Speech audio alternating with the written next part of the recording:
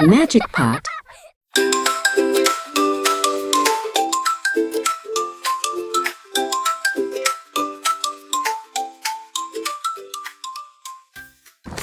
In the very back of a dusty, cobweb-covered attic, Alara found something strange.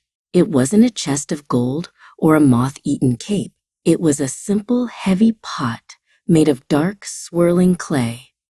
Alara wiped away a thick layer of dust with her sleeve, and for a moment, she thought she saw a tiny spark of purple light dance deep inside the ceramic walls. She hauled it down the creaky stairs, wondering what a plain old pot was doing, hidden away for so many years. When she reached the kitchen, Alara set the pot on the wooden table. It looked ordinary enough, until she dropped her favorite blue marble into it. Clink! The marble hit the bottom. Then, clack, clack, clack. Before Alara could blink, 10 blue marbles bounced out of the pot and rolled across the floor. Her eyes went wide as saucers. It wasn't just a pot. It was a multiplying machine. She reached out to touch the rim, feeling a warm, humming vibration beneath her fingertips. Outside in the garden, Barnaby was sighing over his wilting carrots. Barnaby was a tall man who loved his vegetables more than anything. But the summer had been very dry. He leaned on his shovel, looking at the thirsty brown earth. From the open kitchen window, he heard a strange rhythmic thumping and Alara's excited giggles. He wiped his brow and wondered what his young neighbor was up to on such a hot afternoon. Alara decided to try something else. She took a single juicy strawberry from a bowl and dropped it into the dark, swirling depths of the pot. Immediately, a mountain of strawberries began to grow. They tumbled over the sides in a sweet-smelling red wave, filling the table and nearly burying her toasted sandwich. "It's magic," she whispered, her heart racing with excitement. The pot seemed to glow a soft, happy violet color every time it made something new.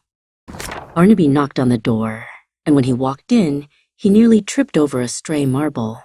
He stared at the mountain of strawberries and then at Alara, who was holding the glowing pot.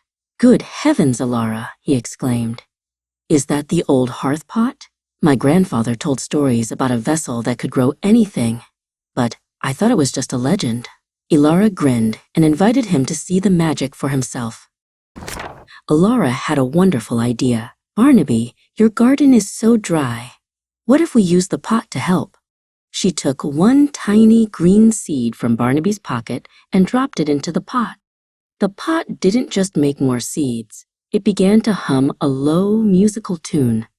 Suddenly, a vine of bright green leaves shot out of the pot like a firework, reaching toward the ceiling. Alara laughed as the kitchen began to look like a tiny jungle. Barnaby realized the potential of the magic. He carefully picked up the pot, feeling its ancient warmth. "If we take this to the village square," he said, "we can make sure everyone has enough to eat and enough seeds to plant for the autumn." He felt a sense of responsibility. This wasn't just a toy. It was a gift for everyone. He walked out the door with the pot tucked safely under his arm, heading toward the center of town. In the middle of the village, Alara called everyone together. She asked for a single loaf of bread. A baker handed her a small, crusty roll. She dropped it in, and the pot began to shimmer more brightly than ever. A delicious smell filled the air as hundreds of warm, steaming loaves of bread cascaded out of the pot. The villagers cheered, their faces lighting up with relief and joy as they filled their baskets. Barnaby and Alara worked together all evening. Barnaby organized the lines of people while Alara managed the pot. They realized the pot worked best when they were helping others. The light it emitted turned from purple to a brilliant, sparkling gold.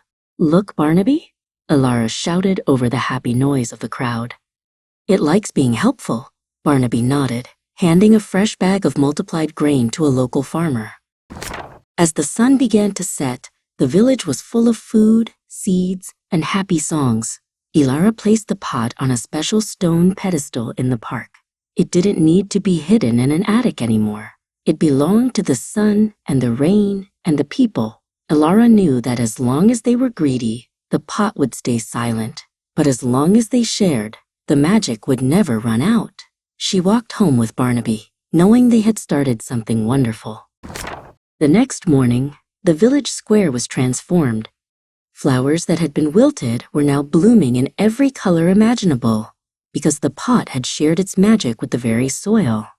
Barnaby sat on a bench nearby, watching the children play. He realized that the pot hadn't just given them things. It had given them a reason to come together. He tipped his hat to the pot, which sat quietly in the morning dew. Alara visited the pot every single day. She didn't use it for marbles or sweets anymore. Instead, she would bring a single drop of water or a single fallen leaf just to watch the magic dance. The pot remained a symbol of kindness for generations to come. And sometimes, if you listen very closely near a piece of old pottery, you might just hear the faint musical hum of a magic pot waiting for a generous heart to find it. Hey friends! Lately